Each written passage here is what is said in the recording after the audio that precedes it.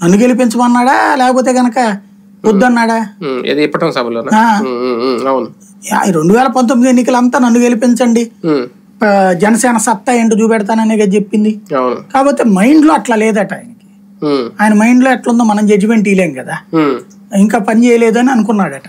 అంటే మరి తెలుగుదేశానికి పని చేయలేదు అనుకున్నాడు. అప్పుడు కూడా తెలుగుదేశంకే కదా ఆయన పని చేసింది.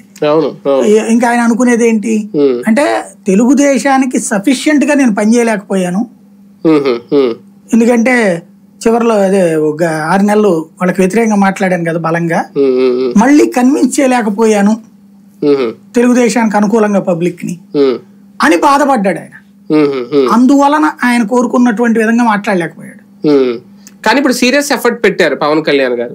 అది పొత్తులో పెట్టారు అనుకోవాలా, ఆయన పార్టీకి ఆయన సీటు గెలవడం కోసం పెట్టారు అనుకోవాలి? ఆయన అసెంబ్లీలోకి అడుగు పెట్టడానికి పెట్టారు.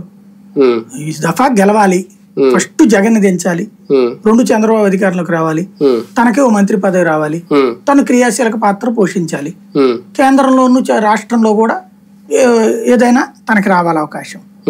అది ప్రయత్నం. ఒక రకంగా భారతీయ జనతా పార్టీ కలిసింది కాబట్టి కమ్యూనిస్టులు కాంగ్రెస్ తో కలిశారు. కానీ లోక్సత్తా జేపీ లాంటి వాళ్ళు మద్దతు తెలపడం కూటమిని చూసా ఆంధ్రప్రదేశ్ లో జగన్మోహన్ రెడ్డి గారి పరిపాలన నచ్చక